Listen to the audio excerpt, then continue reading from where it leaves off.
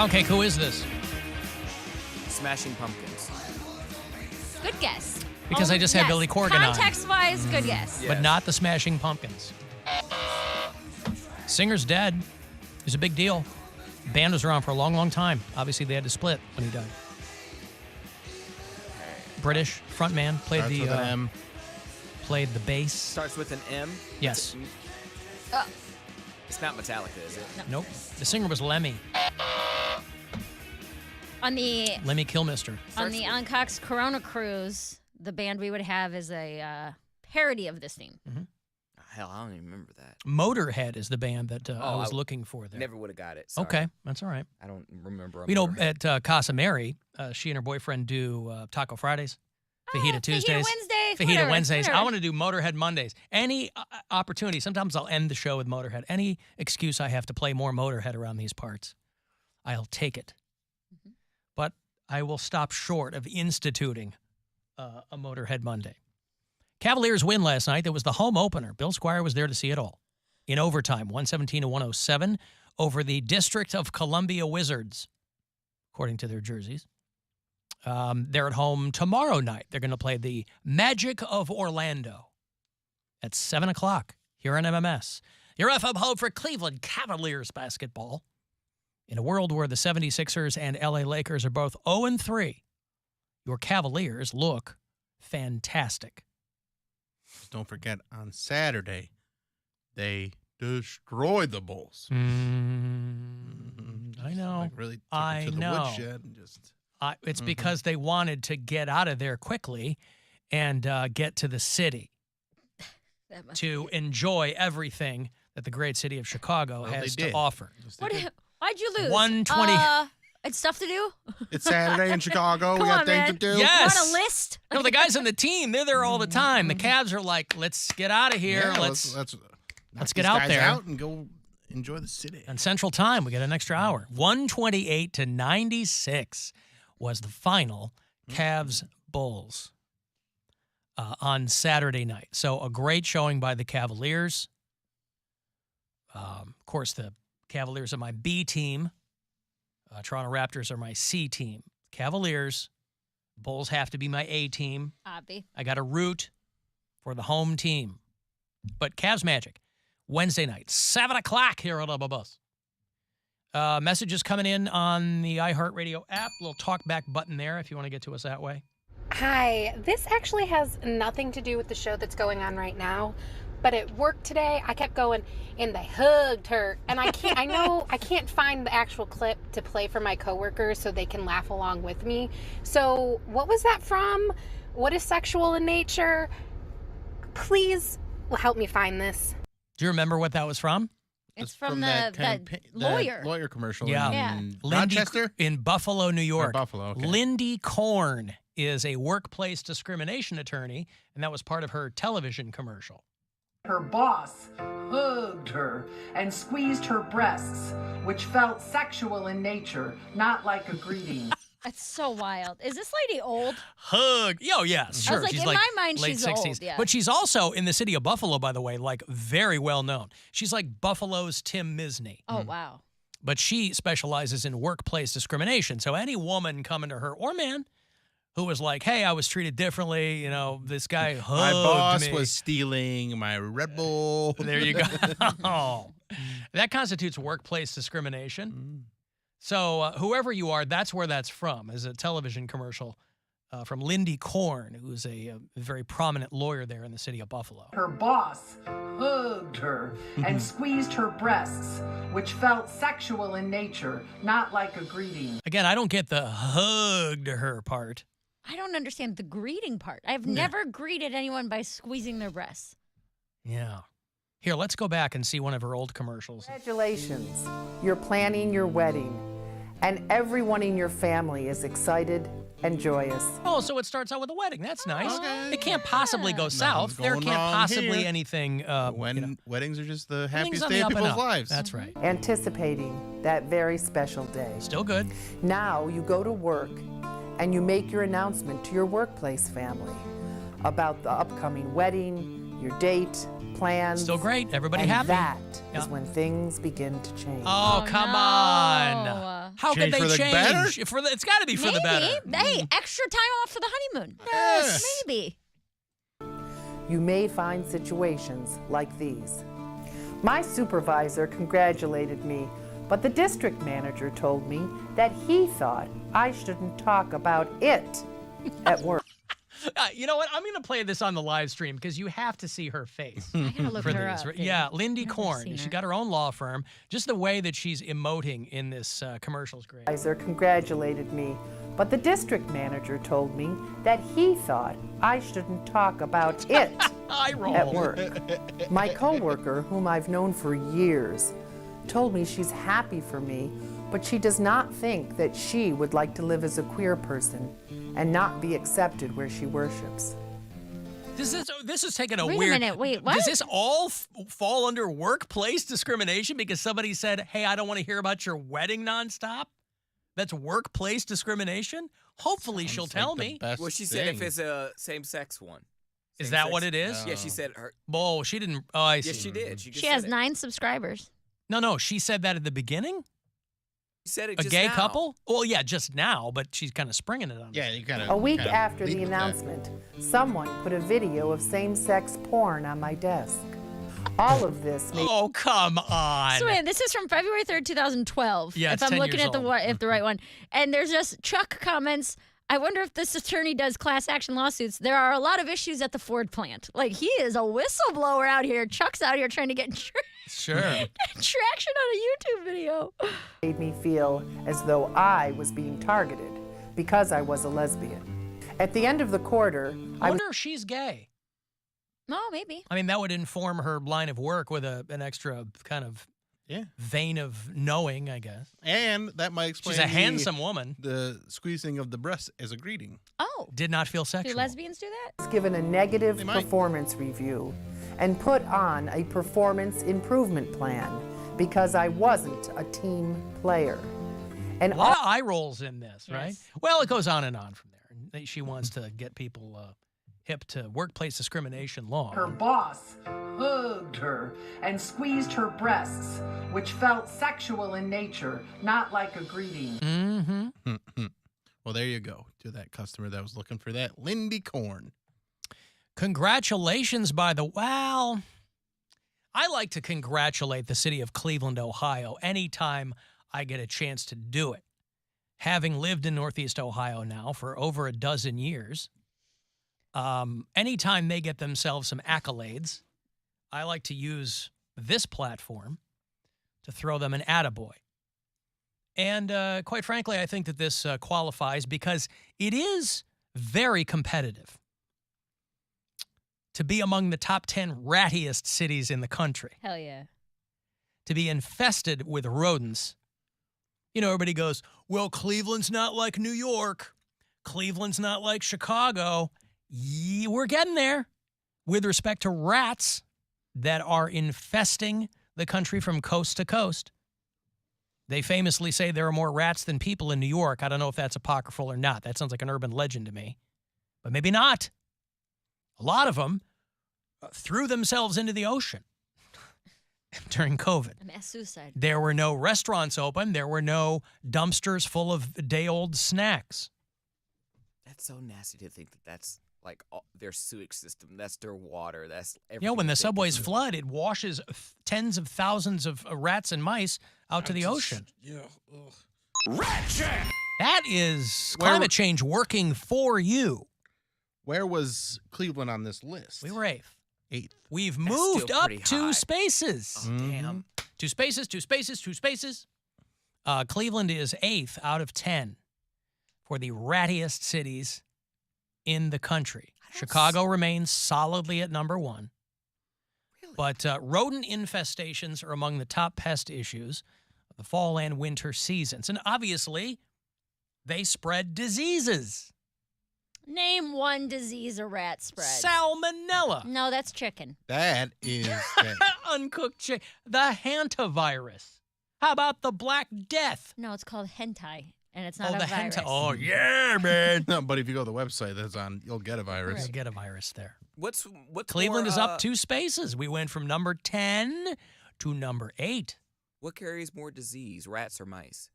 Rats. Well, they're the same species. I mean, right? I don't. Are think there so. diseases rats can carry that mice cannot? I think it's more common for. I mean, you associate disease with rats more than mice, in my opinion. All right, sir. That's what I think. But like, if you hear rat, I think of disease. Rat bite Whereas fever. mice, you go, they're just gross. But I don't know about Rat bite fever. Rat bite fever. My daughter and I that's were just in- anecdotal, though. I don't Yeah. know if there's actually any substance to that, but I just think of rats and disease because of things like the plague and Sure. the haunt of. Was the What do you call it? The plague rats? hantavirus? Hantavirus. Hantavirus or the hantavirus? Well, yeah, maybe it is. Maybe it is the hantavirus. Because it's haunting what it does to you. Oh, it's terrible. The plague was rats. Like, I was kidding. Yeah, I was like, I don't know what you know. Just like we don't know what Poundcake knows. That's right. We don't know what he knows until we don't know it. So anyway, we are on the list of the top 10 rattiest cities in the United States. Just got a message from an Orkin worker and said that's their list and it's getting bad out here. Oh, good for you. Well, yeah. Yeah. He's on the front lines. Where they're not killing people, they're killing rats. So suck it, Columbus. Sit there with your number 25 out of 50. Ha, ha, ha. Yeah, this is probably great news if you're working for Orkin or if you're working for any other pest control company. Again, I'm curious. They're probably I'm behind it. They're probably the ones making it so there are more rats because then they get more calls and They're breeding them and releasing them. Listen, let's be real here. The reason that these lists even make it into the news cycle is because they're basically advertisements for the place that puts the list out. And also, what are the logistics of moving up or down on this list? How many rats per capita? What kind of per capita? I'm not sure, Yeah. to be honest. There are so many different kinds of per capita that it's difficult to figure out which is which when it comes to rats or anything else. And when you say per capita, there's many per capitas. It's like per capita relative to what? But you can look at just about any category, and we're really at the top, meaning positive on a per capita basis. It's Ohio with rats. So some cities are down and some are up, and Cleveland just happens to be up. The poor people with the health department in New York City had to put on some dumb press conference about how they were going to get rid of all the rats. Okay. And how bad news, rats. These are real people that had to stand behind a podium and give speeches. The rats are absolutely going to hate this announcement. But the rats don't run this city. We do. This is not Ratatouille. Rats are not our friends. Right. Those are real people who had to give real speeches on how New York City is going to deal with their rat problem. We're canceling rats. You have to deal with them. Yeah. They're Sweet. racist. Let's go commit some crimes. They're very sexist. Sexist rats. So, yeah. Cleveland is, now again, it's obviously no laughing matter for people who live in a state of infestation. It's awful. It's terrible. Larger cities, of course, you can be in a high-end, very expensive building and still have rats. I would be so mad. I know it comes with it. Yeah. And I There said was a that when I video was of Madonna. doing what? Killing a rat? No, there was a video of Madonna like giving like she was in like her high-rise apartment, like a luxurious apartment in like New York City, and she was on like a live stream, and you see a rat run across the background, big long. Yeah, but that was tail. just Guy Ritchie, am I right? Hey. Former husband of Madonna. He's got some rat-like features. So, yeah, listen. But we've got a lot of work to do. I know anybody in the pest control business will tell you, like that person just said, it's getting really bad out here. What they mean is it's getting really good for us in the pest control business. But we've got a lot of work to do. We're still behind Baltimore and Philly and San Francisco, all your usual suspects. The District of Columbia, LA, New York, Chicago. It's not like Ratatouille, though, right? No, the rats do not live in chef hats. They are not our friends. They're not our friends. The rats are that not rat was his friend, and they worked well together. And I think there could be, maybe instead of the war on rats, we need to learn to live in harmony. Yeah. We do. This is not Ratatouille. Rats are not our friends. Okay, I just wanted to clarify. Okay. According to that guy, rats are not our friends. Sounds like he's being kind of a ratsist. I gotta go. And I shouldn't have come home for this. If listen, What, you want to stay in Oklahoma City? I should have just gone to sleep when I got home instead of coming here. But you got to argue with our boss about That's stealing your crazy. Red Bull. That would have never happened. This is a big day, boy. This is A a big big day. And he'll never look at you the same way I know he again. won't. He's always going to look at you as And it the wasn't even girl. my idea to bring him in here. It was your my guys', idea. And I'm going to get blamed for it. That's right. Stand up for yourself. Why are you going to get? Why is it being blamed for standing up for yourself and your beverages that you purchase with the meager earnings we give you here at iHeart Cleveland? It's my vagina, Alan. I'm already a woman in the workplace. I don't know what the hell that means. You know what it does this means. have to do with your Red Bull? It means sexism. Right, Cody? Correct. Nobody knows more about the battle of the sexes. I would venture, by the way, that at this particular incident, that at our particular suite here at iHeart Cleveland, there are more female employees than men. I think the men not are on air talent. I'm not talking on air. I'm talking. Any one of those people could have stolen your Red Bull. Sure. I'm saying that the guys in our cluster are outnumbered by the women. And who's acting up? Who's causing the problems? Is it the men or the women? I'm just saying that you want to get into all the problems at this every problem at this particular location, there are more women. Sure. Yeah. Which is bad. That's worse for you. You're proving my point that there's less men and more problems caused by them. I see. The women should be messing stuff up because there's more of us, higher chance. Nope. I see. You're saying that given the minority, they're in. It's much like life itself. It's a percentage thing. There you go. There's only 6 of you. When the minority decides that they want to run things, Sure. that's when the trouble begins. Yes. I if see. 10% of you are screwing stuff up, now what? I don't know. I don't have an answer for that. You never do. Men never do. That's the problem. You can't answer We're for always yourselves. trying to fix your problems, and You're you guys not. don't want us. You never try to fix anything. We don't fix problems all the time. I'm always trying to fix my girlfriend's problems, and she's like, "No, I just want them to." I like if I to don't listen. have these problems, then like I to don't. listen. What am I going to talk about? I nod and say, that's crazy. Wow. I like to listen. I do it sometimes, but then I'm like, yeah, but what about this? Because you don't want to hear about it. That's what your thing is. You're like, I don't want to listen to this. The first time I will, but when it's the same thing again, I go, hey. But also, What isn't are there we some? working on? What are we doing here? Mm-hmm. I would think that this would be between that dynamic with you and your girlfriend. I would think would be perfect. Because coming home from this, last thing you want to do is talk. You want to sit and listen. You don't want to be No. required. No, you're no, annoyed because I don't I have wanna- this issue with Brian sometimes where he'll be venting about work or the house or this or that, and then I'm like, all right, so what are we gonna do to fix it? What if you do this? What if you do that? And he's like, I just kind of want to complain. I just kind of want to get this off my chest. I don't really need anything done, you know? Yeah, you're the man in the relationship, is what you're trying to say. I'm also not really a complainer. I'm not either. I want to say me neither, but I feel like I complain a lot.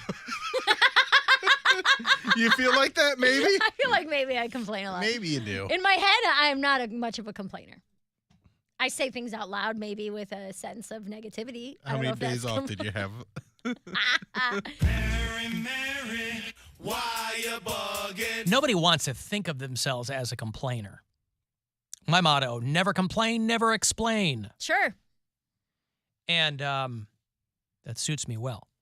My motto is, do the monster mash. Oh, God, we tried watching that Munsters, the Rob Zombie Oh, no, is it Munsters on bad? Netflix. Oh, it's hard to get your arms around that. Rob Zombie is clearly a guy where if you don't give him $10 million and buckets of gore, he doesn't know what to do Yeah. with That's it. sad. I didn't watch the whole thing, but I thought maybe my daughter would enjoy it because it's very brightly colored and it's clearly very campy and it's not scary in the least. About 20 minutes in, she was like, nah, I'm not feeling this. I said, you and me both, kid. And so we switched over to Hellraiser. Woo! I got to take a break. I will have the WWE Live tickets for you on the way back after this break. If you want to get to WWE Live, the holiday tour between Christmas and New Year's, you might not have much going on. December 28th at the Romo Fiho. All your favorite WWE superstars are going to be in town. And another $1,000 for you to win. 5:30 is the next keyword you're going to get to go fund yourself. This is the Alan Cox Show. Everywhere on our